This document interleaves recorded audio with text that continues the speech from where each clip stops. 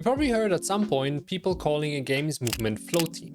This is often due to the jumping mechanic not being as polished as it should. My game, Catnip Dream, is basically if Getting Over It and OG Doodle Jump had a baby. The goal of Catnip Dream is to reach the top while facing loads of different obstacles, with every mistake having the potential to make you fall all the way back down.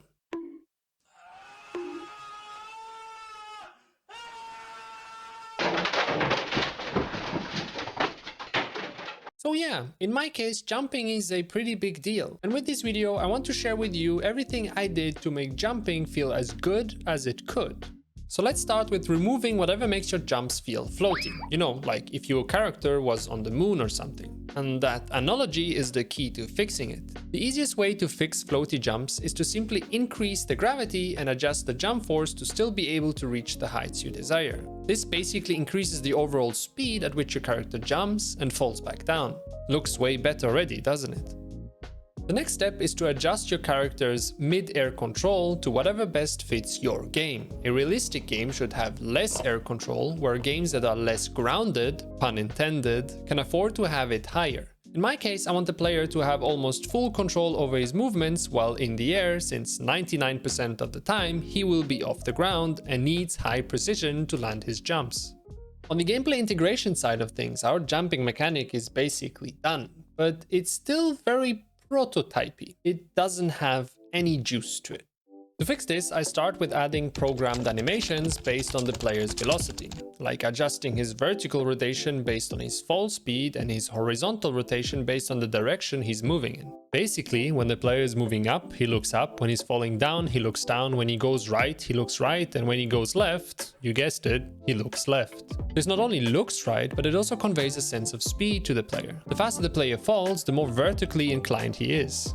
Other tricks to convey speed to the player would be to add discrete speed lines, gentle camera shakes, and a change in FOV that all scale based on the player's speed. But I haven't integrated all this since I don't want to overdo it and keep my game visually simplistic and decluttered.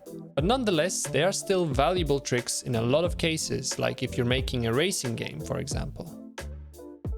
Another thing I really like doing to juice up my stylized cartoony games is to add a little scaling animation to the jumps. Basically, every time the character lands, I scale him down slightly and then scale him back up, all within half a second. This gives the character a more organic feel and adds weight to your jumps and landings. Now in my game specifically, this effect goes by almost unnoticed. It's incredibly subtle. Even in slow motion, you still struggle seeing it, but I believe it still makes a slight difference.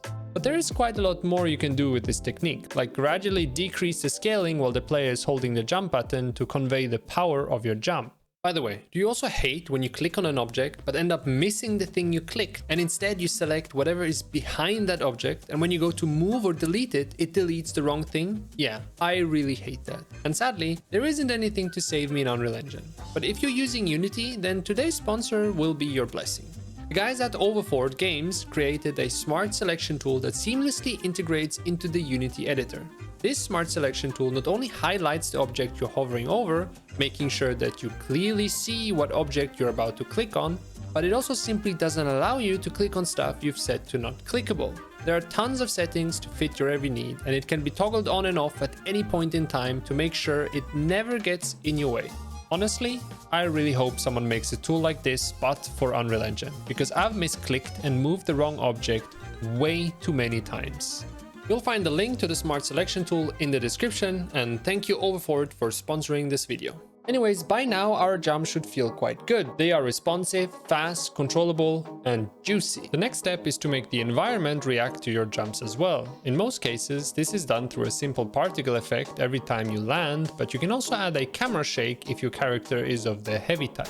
In my case, I wanted to add a little bit of juicy animations to my floating platform, like these furniture pieces. I felt like adding a bounce animation every time the cat jumps on one of the platform would increase the satisfaction and juiciness of the player's jumps. I also added a lot of custom animations for my different specific platforms to add variety and a polished feel to the game. Last but not least, we finish off with some nice sound effects. I've added this cloth sound effect to the main character jump, but every platform has its own sound as well. Branches crack, the microwave beeps, the TV has a static noise, and the tables they creak. And this is where I am now. I might still play around with the previously mentioned speed lines, but overall I think my jumps are in a good place as they are now. And you know what they say, don't fix what isn't broke. And if you want to learn more about Game Juice, then I recommend you click this video here where I take you on a juicy Game Juice journey.